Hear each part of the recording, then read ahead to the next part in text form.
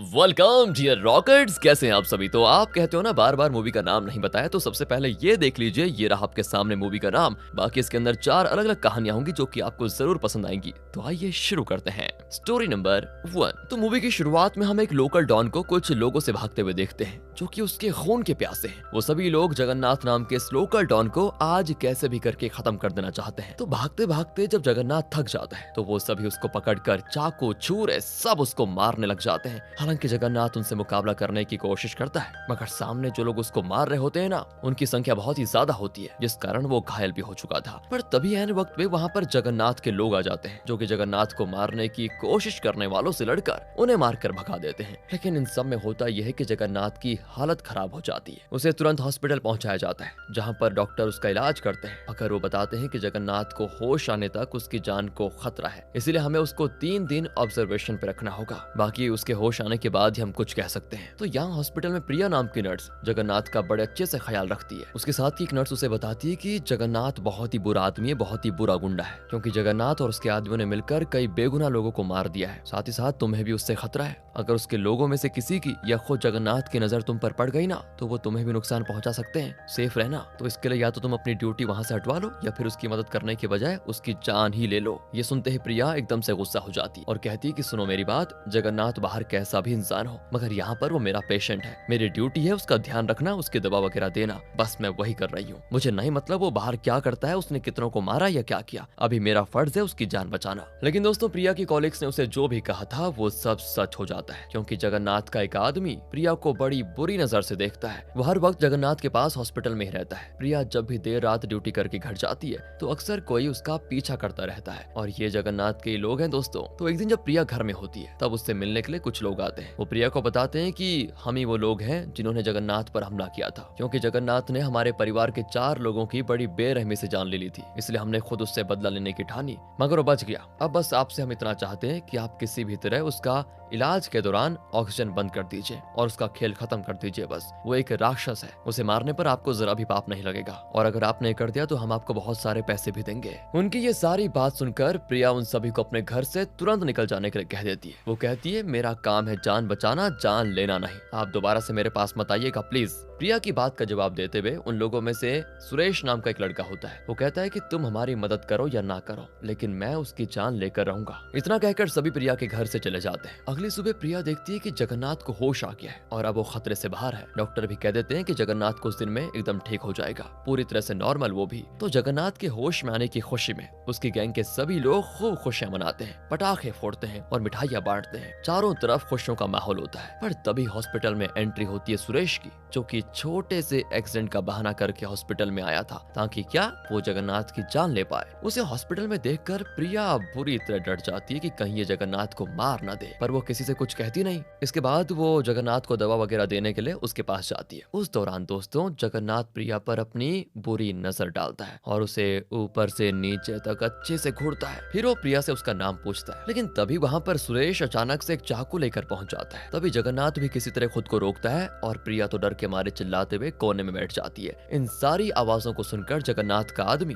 वहाँ पर आकर जगन्नाथ की जान तो बचा लेता है, लेकिन सुरेश वहाँ से भाग जाता है तो वो उसके पीछे भी जाता है। अब ये सारी चीज होने के बाद जगन्नाथ प्रिया को थोड़ा डरा देखकर कहता है कि अरे अरे अरे डरो नहीं, ये हम जैसे लोगों का रोज का काम है। फिलहाल तुम बताओ कि तुम कहाँ पर रहती हो। प्रिया अपने घर का पता बताती है। फिर वो प्रिया से उसके पिता का नाम पूछता है। प्रिया कहती है मेरे पिता को तुम अच्छे से जानते होंगे, क्योंकि उन्हें तुमने ही जान से मारा था। तुम उनकी जमीन हथियाना चाहते थे और जब उन्होंने साइन नहीं किया तो तुमने उनकी जान ले ली। मैं उन्हीं की बेटी हूँ। प्रिया के पिता का नाम सुनकर जगन्नाथ की आंखें निकल आती हैं। पर तब तक जगन्नाथ को प्रिया ने इंजेक्शन दे दिया था, जिससे उसे स्ट्रोक आना शुरू हो जाता है। और तब प्रिया जगन्नाथ से कहती है मैं नहीं चाहती थी कि कोई और तुम्हारी जान ले ले, साथ ही मैं ये भी चाहती थी कि तुम्हें होश आ जाए और तब मैं अपना बदला पूरा करूं, ताकि तुम्हें पता तो रहे कि तुम क्यों मर रहे हो और कौन तुम्हें मार रहा है। इतना कहकर प्रिया वहां से चली जाती है और जगन्नाथ का आदमी जब उसकी बिगड़ती हालत को देखता है तो वो तुरंत बुलाता है डॉक्टर को। पर तब तक जगन्नाथ की जान जा चुकी थी। डॉक्टर बताते हैं कि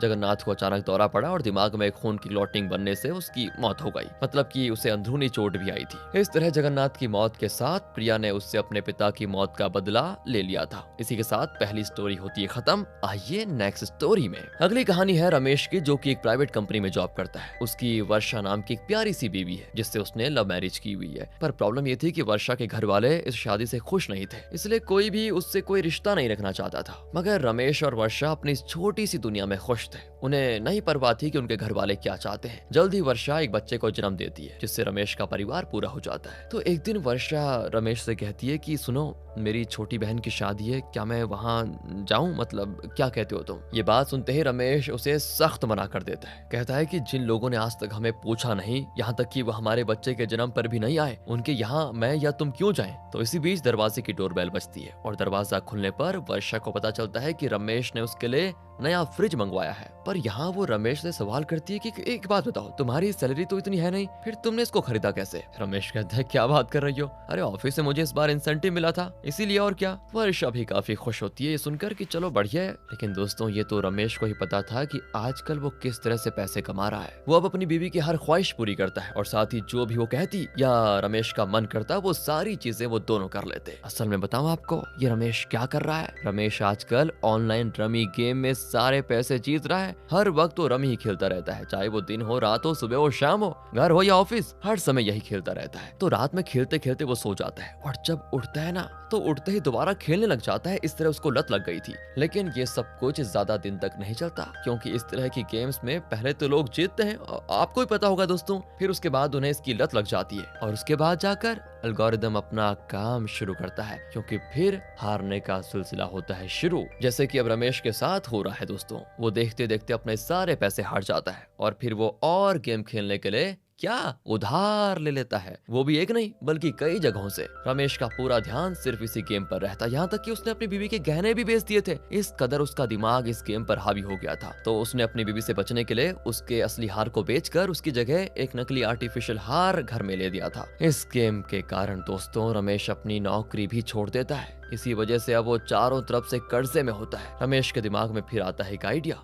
तो पहले वो वर्षा को उसकी बहन की शादी में जाने के लिए कह देता है कि हाँ तुम जा सकती हो। वर्षा भी बड़ी खुश हो जाती है कि चलो बढ़िया है। और उसके जाने के बाद ये रमेश कितनी नीच हरकत करता है, एक बच्ची को किडनैप कर लेता है जिसके पिता एक बिजनेसमैन होते हैं। रमेश उस बच्ची को लेकर अपने घर आता है। पहले तो वो उस बच्ची को चॉकलेट्स और बाकी चीजें ला कर देता है कि देखो बेटा ये एक गेम है जिसमें तुम्हारे पापा को तुम्हें ढूंढना है। इससे होता यह है कि बच्ची रोना बंद कर देती है। और अब रमेश सीधा उस बच्चे के पिता को कॉल लगाकर कहता है कि अगर अपनी बच्ची को वापस चाहते हो तो 50 लाख दे दो, और हाँ वही पैसे कब लेकर आने हैं और कहाँ लेकर आने हैं ये मैं तुम्हें कल बताऊंगा। साथ ही अगर तुमने पुलिस को बताया, वही दोस्तों पुरानी फिल्मों वाले डायलॉग यहाँ पर भी होते हैं। उस बच्ची का पिता तुरंत ये पैसे देने के लिए राजी हो जाता है। अब बस इंतजार था तो सुबह का। लेकिन रात में घर में वापस से डोरबेल बजती है। रमेश देखता है कि वर्षा अपने बच्चे के साथ वापस आ गई है। वो तुरंत उस बच्चे को ले जाकर स्टोर रूम में एक बॉक्स में बंद कर देता है। फिर दरवाजे को खोलता है तो वर्षा उससे कहती है वहां पर जाना ना मेरी सबसे बड़ी भूल थी। अरे माँ ने मुझे अभी तक माफ नहीं किया है। उन्होंने मुझे जाने को कहा तो मैं चली आई। देखना मैं दोबारा कभी वहां नहीं जाऊंगी।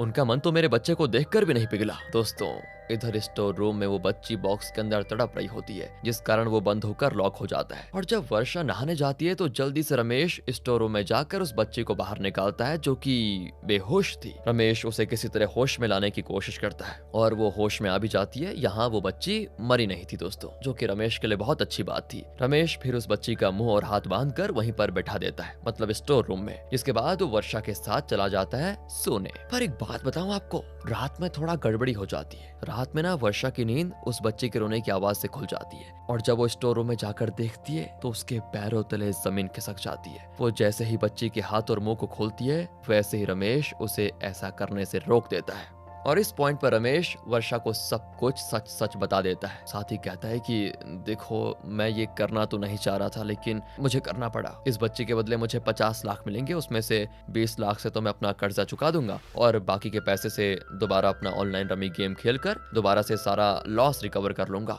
ये सुनते ही ना वर्षा रमेश को जोर का तमाचा मारती है और कहती है अगर पैसे कमाना इतना आसान होता ना तो दुनिया के लोग इन चंद पैसों के लिए दिन रात इतनी मेहनत नहीं करते। तुम ऐसे निकलोगे ये मुझे कभी पता नहीं था। देखो अभी भी मौका है, सुधर जाओ और इस बच्चे को उसके घर छोड़ कर आ जाओ, नहीं तो मुझे मजबूरन पुलिस को कॉल करना पड़ेगा। लेकिन वो कहते हैं ना दोस्तों, जब दिमाग पागल हो तो क्या कहे। रमेश वर्षा की बात मानता ही नहीं। फिर क्या था, मजबूरन उसे पुलिस को कॉल करना पड़ता है। तभी उसे रोकने की वो कोशिश करता है, जिस दौरान अचानक से रमेश वर्षा को एक तरफ धक्का देता है और वर्षा के सर में चोट लगने के कारण उसकी वहीं पर मौत। ये चीज देखकर रमेश तो बुरी तरह पागल हो जाता है। उसे वर्षा की लाश देखकर अपनी गलती का एहसास हो जाता है। फिर वो खुद उठकर अंदर कमरे में जाता है। इसके कुछ देर के बाद रमेश के घर हम पुलिस वालों को देखते हैं। वो लोग पहले उस बच्चे को सही सलामत देखते हैं जिसे रमेश ने किडनैप किया था। साथ ही वहाँ पर वर्षा की लाश पड़ी होती है, जहाँ पर वर्षा और रमेश का बच्चा बैठकर रो रहा होता है। इसी के साथ पास के कमरे में जब पुलिस जाती है, ओ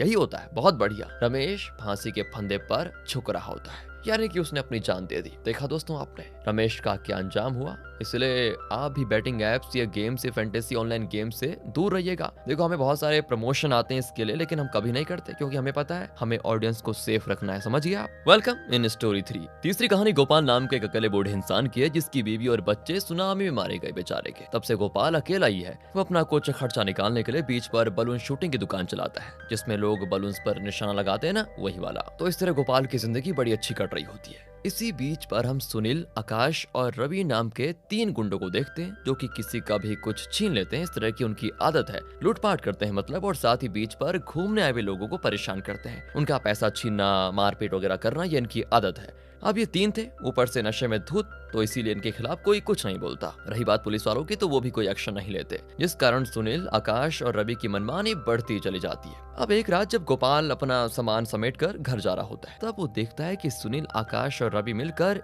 एक लड़की के साथ वही जबरदस्ती कर रहे हैं। तो गोपाल भी तीनों को रोकने की कोशिश करता है, मगर उल्टा उनसे मार खा जाता है और लड़की को बचाने में सफल नहीं हो पाता। अगली सुबह जब गोपाल वापस से बीच पर अपनी दुकान लगा रहा होता है, तभी वो देखता है कि बीच पर पुलिस आई हुई है और एक लड़की की लाश के पास भीड़ जमा है। तो जब गोपाल पास जाकर देखता है तो लड़की का चेहरा देखकर दंग रह जाता है, क्योंकि वही लड़की है जिसे बचाने के लिए गोपाल ने उन गुंडों से लड़ाई की थी, वही। मगर उन 3 हैवानों ने एक एक करके इस लड़की के साथ दुष्कर्म किया और फिर बेचारी की जान ले ली। ये देखकर गोपाल को बड़ा बुरा लगता है और वो अंदर ही अंदर फैसला करता है कि इस लड़की की मौत का बदला मैं उन तीनों से लूंगा। फिर क्या था, गोपाल पास की दुकान से कुछ सामान खरीद कर अपने घर में आकर खुद से एक गन और उसकी गोलियां खुद से बनाता है, ताकि वो तीनों को पक्के तौर पर मौत के घाट उतार पाए। फिर टाइम आता है काम को अंजाम देने का। तो गोपाल एक रात जाकर सुनील के सीने से गोली आर पार कर देता है, जिससे उसकी वहीं पर मौत। अब सुनील को किसने मारा ये आकाश और रवि नहीं देख पाते, लेकिन अपने दोस्त की मौत पर दोनों बड़े रोते भी हैं। अगली सुबह पुलिस को जब सुनील की लाश मिलती है तो वो लोग भी छानबीन शुरू कर देते हैं कि किसने मारा। इन सब के बीच गोपाल आराम से अपनी शॉप खोलता है, आराम से अपने काम में व्यस्त रहता है। फिर से जब रात होती है तो बारी आती है आकाश की। उसे भी गोपाल अकेले में आराम से गोली मार कर निकल जाता है। अब बचा होता है सिर्फ रवि। पुलिस भी सोच में होती है कि कौन कर रहा है ये सारे खून।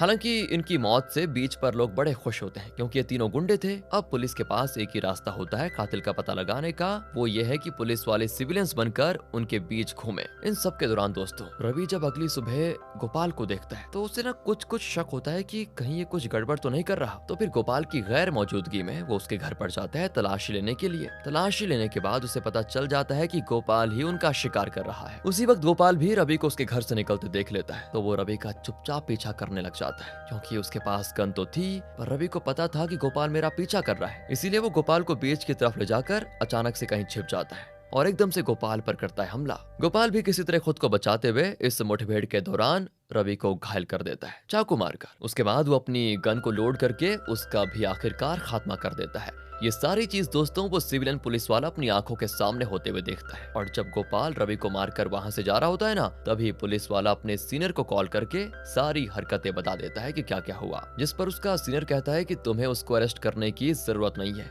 जाने दो उसको, और तुम्हारा काम था ये पता लगाना कि ये सब कर कौन रहा है, जो कि तुमने पता लगा लिया। गोपाल वो काम कर रहा है जो कि हमें करना चाहिए था। उसने दूसरों के लिए बीच की सफाई का जिम्मा अपने सर ले लिया, जो कि बहुत बढ़िया बात है। सीनियर की बात को सुनकर पुलिस वाला चला जाता है और सच में दोस्तों अगले दिन बीच पर उसकी खोई हुई रौनक वापस आ जाती है, क्योंकि अब कोई गुंडा नहीं था वहां पर जो लोगों को परेशान करे। दोस्तों जो बदला दूसरों के लिए लिया जाए उसे भी पुण्य माना गया है, जैसा कि गोपाल ने किया। Welcome in story 4। इस मूवी की आखिरी कहानी नंदिनी नाम की एक लड़की की है, जो कि एक कपड़े की दुकान में सेल्स गर्ल का काम करती है। और एक लड़का नंदिनी को रोज पीछा करता है, क्योंकि वो उसे पसंद जो करता है। नंदिनी को भी वो लड़का अच्छा लगता है। इसी बीच एक दिन दोस्तों नंदिनी से मिलने के लिए राधिका और किशोर नाम का एक कपल आता है। किशोर एक बड़ा ज्वेलर्स होता है, पर उसकी जिंदगी में एक ही कमी है, वो है बच्चे की। तो किशोर और राधिका चाहते हैं कि नंदिनी उनके बच्चे की की सरोगेट मदर बने, जो पूरा प्रोसेस मेडिकल होगा। इसके लिए नंदिनी को किशोर 10 लाख का ऑफर देता है, जिसमें 2 लाख एज एडवांस और हर महीने 50,000 नंदिनी को मिलते जाएंगे। बाकी के पैसे उसे बच्चे को डिलीवर करने के बाद मिलेंगे। नंदिनी और उसकी माँ इसके लिए बिल्कुल राजी नहीं होते, लेकिन किशोर को यहाँ लेकर बद्रीनाथ नाम का एक लोकल आदमी आया था। असल में नंदिनी के पिता डायलिसिस पर जिंदा थे और उनका ऑपरेशन करना बहुत जरूरी था, इसलिए बद्रीनाथ नंदिनी को ये ऑफर लेने के लिए कह देता है। साथ ही राधिका भी नंदिनी के सामने काफी गिड़गिड़ाती है। ये सब कुछ देखकर आखिरकार नंदिनी मान जाती है। हालांकि उसकी माँ फिर भी मना करती है, पर नंदिनी को यही रास्ता दिखता है, इसी से वो अपने पिता को बचा सकती थी। तो किशोर नंदिनी और उसके परिवार को एक रेंट का फ्लैट भी देता है। जब तक कि उसका बच्चा इस दुनिया में ना आ जाए तब तक वो यहीं पर रहेंगे। नंदिनी जल्दी बीते हुए महीनों के साथ प्रेग्नेंट हो जाती है और फिर अचानक से 3 महीनों के बाद नंदिनी को किशोर की तरफ से पैसे आना बंद हो जाते हैं। साथ ही जिस फ्लैट में किशोर ने उसको रखा था, उसका मकान मालिक नंदिनी को निकालने लग जाता है, क्योंकि किशोर ने रेंट के पैसे नहीं दिए थे। बद्रीनाथ शहर से बाहर था, उसका फोन ऑफ आ रहा था। और रही बात किशोर और राधिका की, तो वो भी अपना फोन नहीं उठा रहे थे। बेचारी नंदिनी और उसकी माँ किशोर के घर जाती है, पर वहाँ उन्हें किशोर नहीं मिलता। फिर दोनों पहुंचती हैं राधिका के पास, जो कि अपने घर में रहती है। राधिका नंदिनी से बताती है कि मेरे और किशोर के बीच इन 3 महीनों में सब कुछ खत्म हो गया और हमारा डाइवोर्स होने वाला है, तो इन सब का कुछ मतलब नहीं है। ये बच्चा वैसे भी मेरा नहीं बल्कि किशोर का होगा। वो एक नंबर का कैरेक्टर लेस इंसान है, क्योंकि उसे मैंने रंगे हाथों एक लड़की के साथ होटल रूम में पकड़ लिया, इसलिए तुम अब उसके पास जाओ, मेरे पास मत आओ। मैं जरा भी इस बच्चे की जिम्मेदारी नहीं लेने वाली अब। दोनों फिर यहाँ से किशोर से मिलने के लिए उसकी शॉप पर जाती है, जहाँ किशोर भी इस बच्चे को अपनाने से मना कर देता है और वो नंदिनी के साथ उसकी माँ को भी बाहर निकाल देता है। वो ये भी नहीं सोचता कि उसने अपने स्वार्थ के चक्कर में नंदिनी की जिंदगी पूरी तरह खराब कर दी। नंदिनी की प्रेगनेंसी के बारे में सुनकर वो लड़का भी नंदिनी से मिलना बंद कर देता है, क्योंकि उसे पूरी बात पता नहीं थी। लेकिन यहाँ पर एक चीज बढ़िया होती है, नंदिनी के मोहल्ले के लोग उसका पूरा साथ देते हैं। वो सभी नंदिनी को एक वकील के पास लेकर जाते हैं, जो कि नंदिनी की तरफ से किशोर के खिलाफ एक केस फाइल करता है। साथ ही उसे मीडिया के पास लेकर जाता है। ये मुद्दा दोस्तों अब हर टीवी चैनल और अखबार की ताजा खबर बन जाती है। इससे होता यह है कि किशोर की बदनामी शुरू हो जाती है। किशोर नंदिनी से मिलने और माफी मांगने भी आता है, लेकिन नंदिनी अब उससे कानूनी तौर पर ही बात करेगी,